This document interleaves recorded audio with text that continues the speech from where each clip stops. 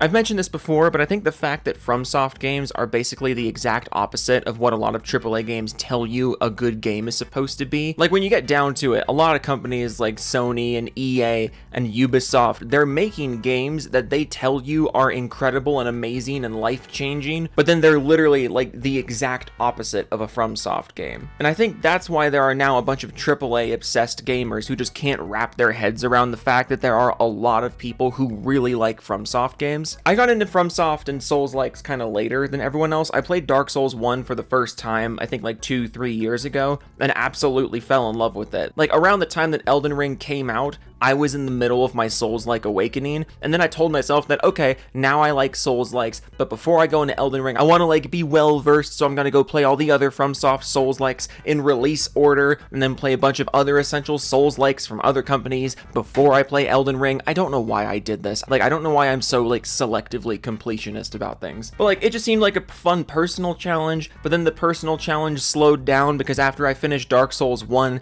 I immediately started a second playthrough, and then I eventually started Dark Souls 2 and got like 10-ish hours in and just got angry and went back to Dark Souls 1 and played through it a third time. And now fast forward a bit, I've been playing games out of order, I've been all over the place. I'm currently playing another Crab's Treasure, go play that. It's literally just Dark Souls plus Battle for Bikini Bottom and I can't get enough of it. But now, Elden Ring DLC comes out very soon, and I'm now at the point where I'm like pretty dead set on properly diving into Elden Ring for the first time with the DLC installed, because I figured, hey, I have a pretty unique opportunity here. I actually have the opportunity to like properly dive into Elden Ring for the first time with Shadow of the Erdtree being part of my first experience. I think that could be really interesting. I don't know why I'm telling you all this. I have to start the video somehow. But none of this really matters, because what does matter is the fact that it literally doesn't matter what year we're in or what games have come out, there will always be a legion of people who insist that FromSoft games, Elden Ring included, are bad, and we're actually really dumb and stupid for liking them. And with the announcement recently that the DLC content for Elden Ring will require you to actually play Elden Ring in order to access it, those same people are now crying bad game design. The game that basically everyone acknowledges is a work of art is actually very bad and evil and terrible because it asks you to play it to some degree before you can access the Shadow of the Erdtree content, which is optional. I love this argument just because on its face it makes no sense. You're upset that Elden Ring's DLC requires you to make it to a certain point in the game in order to access it, but like, yeah, if you've played the game enough to want the DLC, I'd imagine you would have played the game to some degree by now, right? Like, if you're interested in the DLC for Elden Ring, you're more than likely already a fan of Elden Ring. Requiring people to play Elden Ring in order to access the Elden Ring DLC is only a problem if you didn't like Elden Ring to begin with. Which, if you're going to be buying Shadow of the Erdtree, I imagine this is a problem that does not apply to you. But the gaming Twitter salt never ends on this channel, and in today's video, we're going to point and laugh at a bunch of people who got upset and cried about the news that the Elden Ring DLC requires them to play Elden Ring. Take a shot every time I say Elden Ring. 1, 2, 3, go. Don't actually do that. Don't actually do that. Cool Boyo responds to the news. Oh, and by the way, all of these are going to be responses to this. Every stupid cryy post I'm going to put on screen is going to be a response to this initial post from IGN. Cool Boyo says the most gatekeeping move a dev can do, and their lambs will follow. Today I learned it's gatekeeping to expect the people in your community to have played your game. That's gatekeeping now. Don't you know that you're supposed to actively encourage people not to engage with the game they bought and based a community around?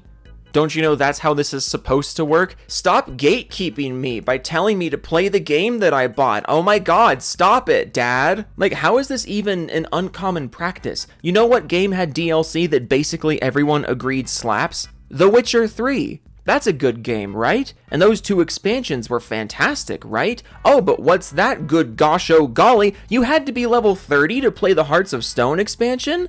And you had to be level 35 to access the Blood and Wine content? It's almost like expansions are made for people who already played the base content. It's almost like if you are paying for more content in a game, it's reasonable for the people making the content to have expected you to have played the game.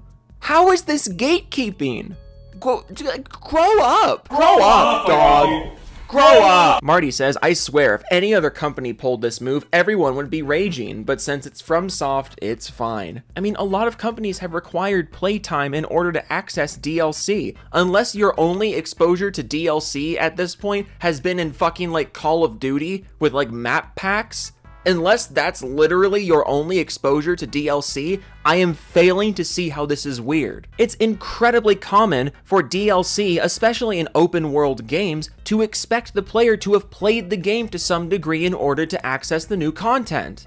Because it's not a new game, it's more content. And the vast majority of content in an open world game is not meant to be experienced by a fresh player. Like, this isn't gatekeeping, it's not weird, it doesn't contradict the design of open world games at all. I've literally never heard anyone complain about this before today. And it's even stupider in the context of Elden Ring, a game that sold like crazy and people played the shit out of. Like how, oh my god. Chuck says, is this really a smart decision financially? I am never gonna financially recover from this. Elden Ring is still a Steam top seller. Like new copies of the game are selling hot, which I think is funny because I literally just said that like the DLC content is made for fans of the game, and that's true.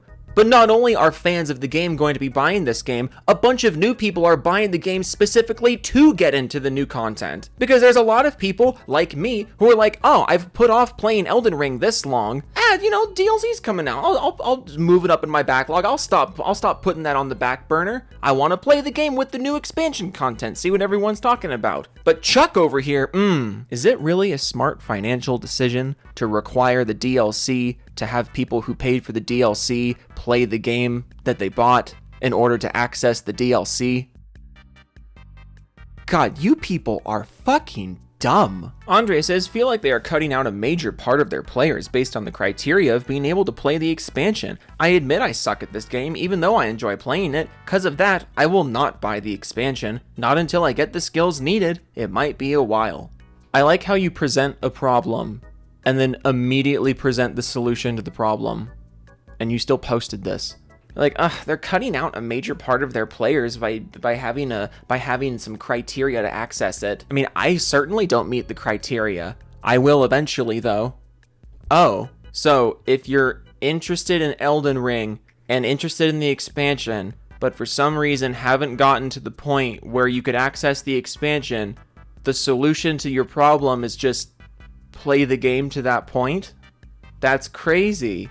What assholes From Software are. Parker Barron says, but why can't you just access the DLC from the menu? Welcome to From Software. Again, how is this a FromSoft thing? How is this a FromSoft thing? This dude is either someone who has never played a FromSoft game before and just is annoyed that they're putting the expansion content not at the very beginning of the game to access on its own as if it's fucking Far Cry 3 Blood Dragon or something. Or you're someone who only plays From Software games, and this is actually meant to be a defense of them, which is even stupider because FromSoft's not even close to the only company who does this. Like, whichever camp you fall into, play more games. It's not a linear game. It's not a multiplayer game. It is an open world game. And an open world game will have an expansion that adds things to the open world. And because it's adding things to the open world, it is completely normal to have some kind of level requirement or story progression requirement to access the content. And that is because it is an open world game with a story. In order for this content to make sense within the confines of the story of the game that already exists, there has to be some kind of in-universe context for you going there at the time you do, which means you can't contradict the story by having you access the content too early in your journey, and you also can't contradict the flow of the gameplay by letting you access the new potentially challenging gameplay stuff. like the new enemies or new weapons or bosses that you're going to encounter. Expansions are designed to be more content for people who have played the game. They are not meant to be an additional level 1. Why do you people expect that from them? One more. This one's kind of short today, but I just couldn't help but talk about it. I don't know, like, it's been kind of slow over here, so forgive me for this video being on the shorter side. But one more. Aaron Cool says they pulled a Call of Duty. Not only do we have to pay for it, but we also have to earn it after paying for it. Laughing, crying emoji. How is that Call of Duty? Like, I thought the extent of Call of Duty DLC, or at least back when Call of Duty still had DLC, you paid for the maps, and then the maps would be in your map rotation. There was no earning involved. And isn't the DLC for Call of Duty now just skins? Like, you fork over $20 for a skin pack. That's also not earning it. Bro, what are you? What are you? Why are you like this? This is so weird. It's like I said at the beginning, no matter how many years go by or how many people like Elden Ring, there will always be people who are like, me, I don't like Elden Ring because it sucks and it's stinky. But then you look at their game history and it's like, I've played Far Cry. Am I making, is that joke? I don't think that joke was clear. Let me make the joke a little more obvious. Modern open world game design is really obnoxious and handholdy. Elden Ring is not, and you can't wrap your head around that. Modern AAA combat design is obnoxious and handholdy. FromSoft games are not, and you can't handle that. Modern gaming's form of storytelling is very in your face and takes control away from the player and spells out to you the state of the world and characters. From Software games do not do that, and you can't handle it. Ugh, I'm so excited for Shadow of the Erdtree. That shit's gonna be fun. I'm excited to actually get like my first like proper like run through of Elden Ring with that content in there. I think that's a unique opportunity I have, and I'm excited for it. It's been hard resisting Elden Ring because after the DLC was announced, I kind of consciously made the decision to wait until the DLC was in the game so I could play it for the first time like that. And ever since then, literally every single time it goes on sale on Steam, I'm like the fucking SpongeBob with the water meme, except replace the ice cubes with Elden Ring boxes. But I'm excited. It's gonna be fun. I like Souls-like games. I like Dark Souls. I'm excited to play the big boy Dark Souls. Okay, toodles.